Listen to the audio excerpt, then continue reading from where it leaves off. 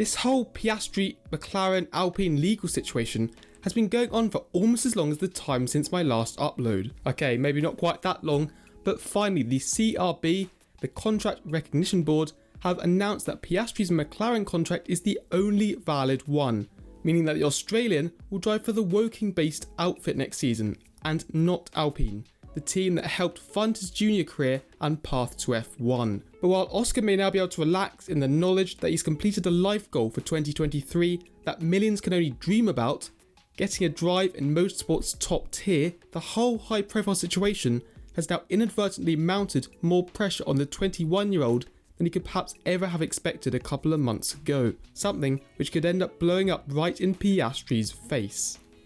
How so?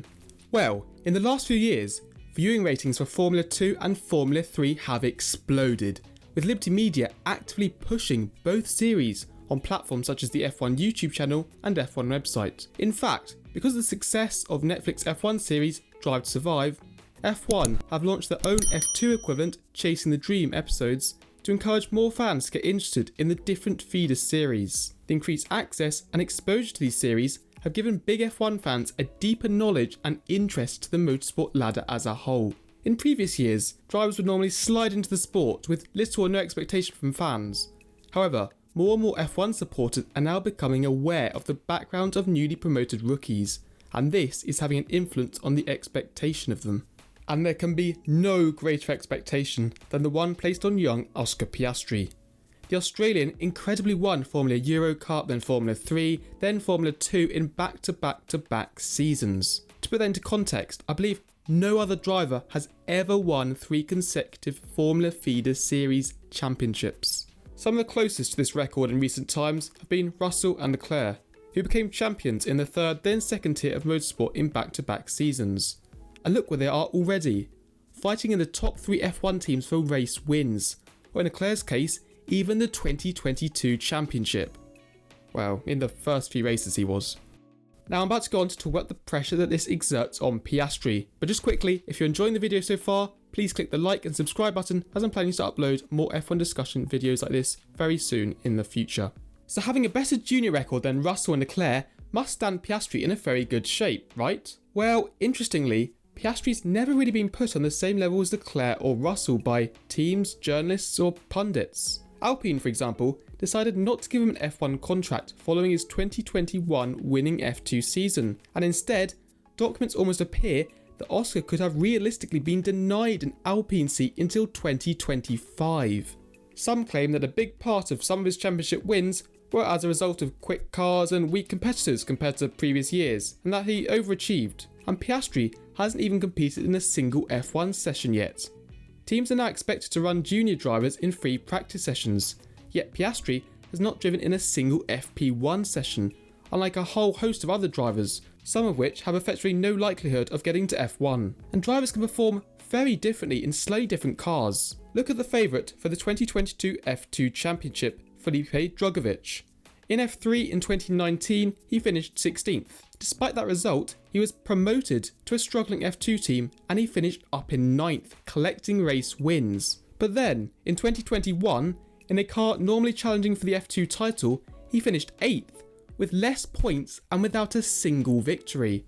Only to return to MP Motorsport in 2022 and likely storm to the title.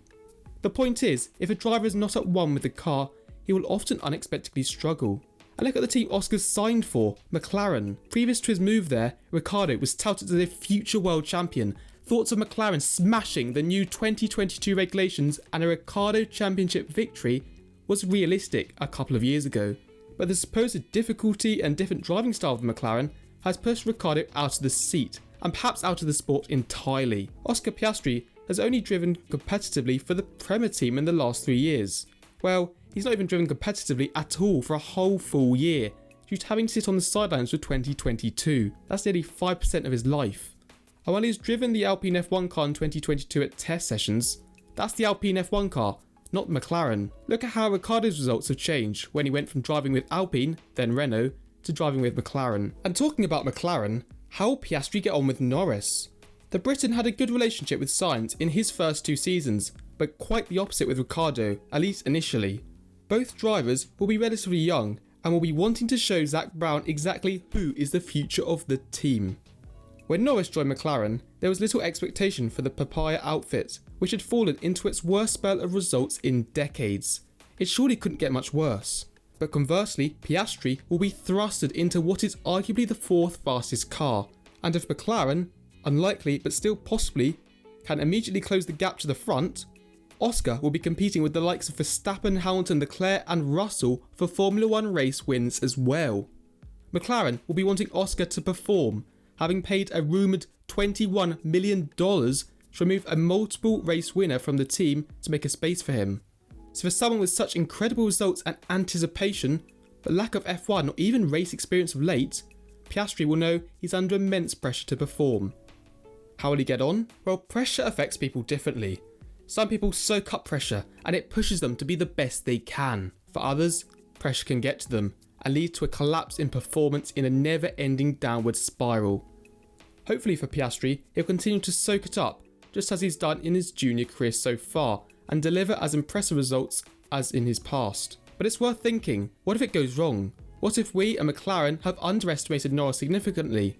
What if Norris thrashes Piastri worse than he did with Ricciardo? What could Piastri do then? Where could he go? Well, a move to Alpine is surely off the table. In a tweet during the whole contract saga, which I'm sure you've seen by now, Piastri's Twitter account wrote, "I understand that without my agreement, Alpine F1 have put out a press release late this afternoon that I'm driving for them next year. This is wrong and I've not signed a contract with Alpine for 2023. He then repeated again, "I will not be driving for Alpine next year." It was an embarrassing tweet for Alpine. A tweet that hit nearly 400k likes and went viral as a meme across the internet. Maybe he was forced to put it on his Twitter by McLaren in the hope that Alpine would be so humiliated that they would drop their case. But either way, his statement rejecting a Formula 1 drive from his employer means all bridges are surely burnt at Alpine for Piastri, at least for some time. You've got to wonder whether joining a different team to the one you're used to and writing that tweet was really worth the risk. Especially as Alpine is a works team, not a customer team, was not desperately struggling for money and facing possible bankruptcy like McLaren were this decade, and they're also looking set to finish above McLaren in the 2022 Constructors' standings. And having seen Piastri grow up through the ranks, they'd perhaps be slightly kinder and less results demanding than McLaren, at least initially. Talking of poor relations with teams, let's talk about Williams. Piastri had nearly signed a contract with the Grove constructor before pulling out and going to McLaren. Another possible bridge burnt? If he's not quick enough for McLaren, he won't realistically be going to Red Bull, Mercedes or Ferrari, and all of a sudden, he's then not left with many teams to drive for. We've seen how in over 20 years, Alonso has burnt many bridges with people in F1, and as a result, has only won 2 World Championships, both in the first 6 years of his career. And before Piastri's even driven an FP1 session, he's already burnt some.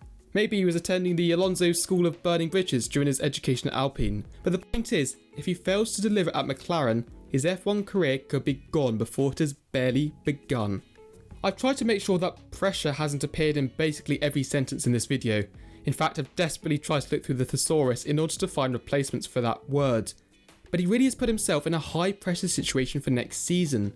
Way more so than any rookie should be in.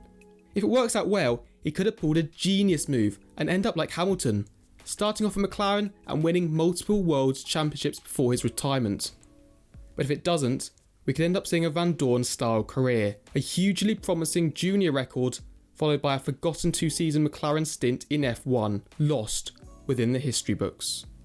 So how do you think one of F1's most anticipated rookies will perform? Let me know in the comments, and please like and subscribe for more F1 content like this. But thanks for watching, have a great rest of the day everyone, and goodbye.